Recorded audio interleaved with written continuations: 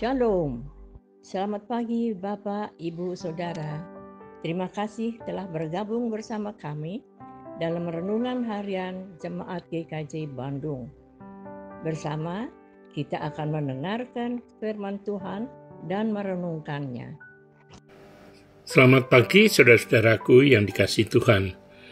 Renungan harian GKJ Bandung hari ini Rabu 14 Februari 2024.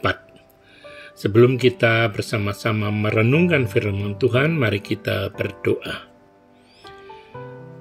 Ya Allah Roh Kudus, kami memohon terangilah hati kami dan pikiran kami, agar firman Tuhan yang kami baca dan kami dengarkan dapat kami mengerti dan selanjutnya menjadi panduan di dalam kehidupan kami sehari-hari.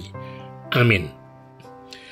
Saudara-saudara yang dikasihi Tuhan, tema kita hari ini adalah menghadapi kegagalan. Didasarkan pada firman Tuhan pada kitab Amsal, Pasal 24 ayat yang ke-16 yang demikian. Sebab meskipun 7 kali orang benar jatuh, ia bangun kembali. Saudara-saudara yang dikasihi Tuhan, ada satu kisah seorang pemuda yang bernama Teddy yang menghadapi kontes piano. Dia berusaha untuk memenangkan kontes itu. Selama 6 bulan, dia tekun berlatih memainkan piano. Tetapi pada saat kontes itu berjalan, rupanya perjuangannya belum membuahkan hasil yang maksimal. Dia kalah. Teman-temannya sedih, kecewa, tetapi dia melihat bahwa Teddy kelihatan kok biasa-biasa saja. Mereka datang pada Teddy dan bertanya, "Kenapa kamu kok ya sepertinya biasa saja? Kamu kecewa?" "Tidak," jawabnya. "Oh, kenapa?" Dia menjawab, "Sebelum saya mendaftar mengikuti kontes, aku mempersiapkan diri bukan hanya untuk menyambut kalau aku menang, melainkan juga kalau menghadapi kegagalan," katanya.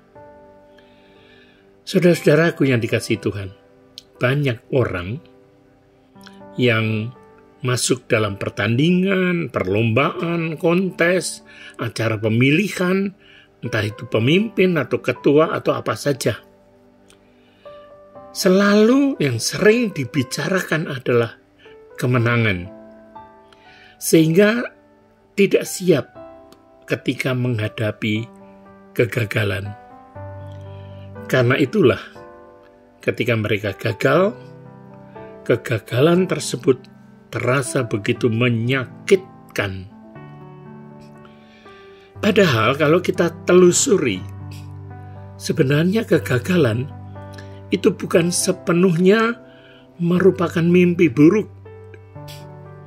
Berbicara tentang kegagalan, kita melihat 2 murid Tuhan Yesus pada perikop yang kita bahas. Mereka juga gagal.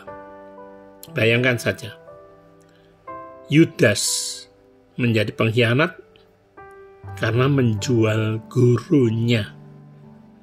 Dan Petrus menjadi seorang yang menyangkal dia. Hanya bedanya Yudas kemudian bunuh diri, sedangkan Petrus menangis, menyesal, dan bertobat. Meskipun sama-sama gagal, Petrus memilih jalan yang lebih baik daripada pilihan Yudas. Yudas juga menyesal, tetapi hanya sedih, lalu bunuh diri. Peristiwa penyangkalan itu sering, kalau kita renungkan, memberikan pelajaran yang besar. Juga pada Petrus. Karena di kemudian hari, Petrus itu menjadi orang yang begitu berani dalam memberitakan nama Tuhan Yesus.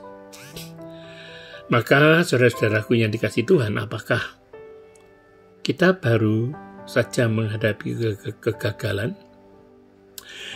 Apabila jika ya, jangan biarkan kegagalan itu melumpuhkan semangat kita. Untuk menjadi bangkit dan melangkahkan kaki ke depan, serahkan hidup kita kepada Tuhan.